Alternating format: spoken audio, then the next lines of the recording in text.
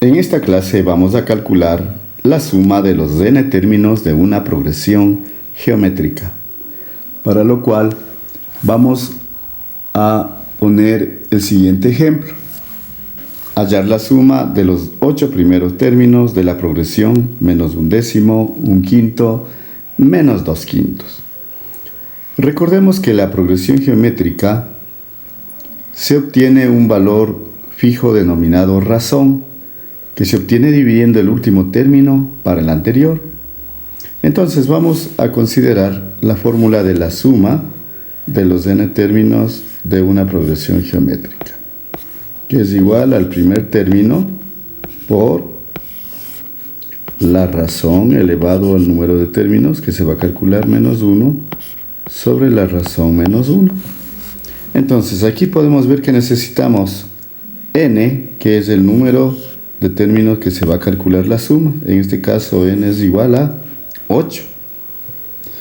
Luego tenemos el primer término. Necesitamos el primer término, que es menos un décimo.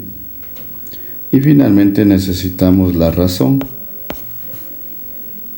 Para calcular la razón, vamos pues a dividir primeramente el último término para el anterior, es decir, menos 2 quintos le vamos a dividir entre un quinto.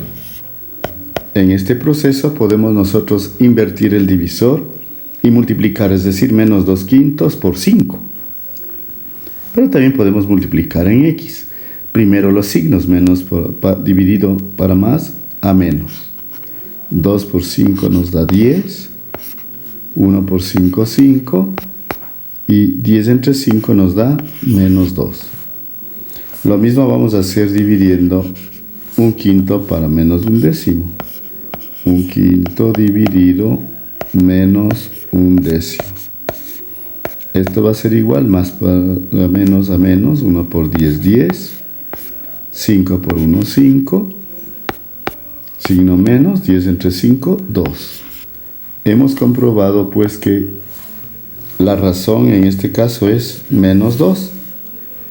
Como ya disponemos de todos los valores, entonces vamos a reemplazar en la fórmula, quedándonos de la siguiente manera: la suma de los 8 términos de esta progresión es igual al primer término, menos un décimo, que multiplica a la razón, menos 2, elevado a la n, que es 8. En este caso debemos tener cuidado de utilizar los paréntesis, y se cumple la propiedad de los exponentes, que dice: una base negativa elevada a un exponente par nos da un resultado positivo. Si obviamos los paréntesis, nos va a salir un resultado negativo, ya que solo uno de los valores se eleva a la potencia par. Por consiguiente, es necesario utilizar los paréntesis. Y le ponemos menos 1, y aquí también menos 2, menos 1. Vamos resolviendo este proceso y quedaría que la suma de los 8 términos es igual a menos un décimo, que multiplica menos 2 elevado a la octava, y habíamos dicho que base negativa, exponente par, respuesta positiva. Hacemos en nuestra calculadora 2 elevado a la 8, nos da 256 menos 1 sobre menos 2 menos 1, menos 3. Tenemos que la suma de los 8 términos va a ser igual a menos un décimo, que multiplica 256 menos 1, 255 sobre menos 3. La suma de los 8 términos es igual. Menos por menos nos da más.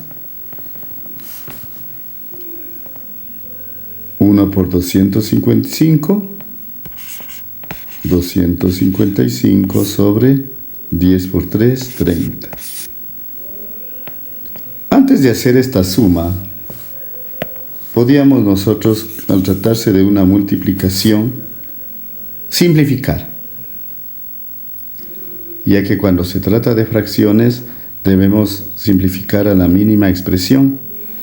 Aquí vemos el 10 con el 255. Al terminar en 5 podemos hallar la quinta de 255 y la quinta de 10. Quinta de 10, 2.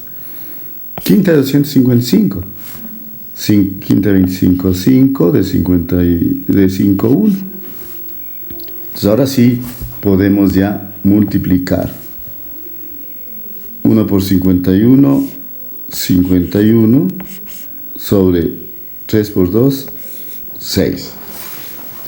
Nuevamente verifiquemos si hay cómo simplificar. Sumamos 5 más 1, 6. Efectivamente, 51 es múltiple de 3. Entonces, la suma de los 8 términos va a ser igual. Vamos a hallar la tercera 2. Y la tercera de 51 es 17.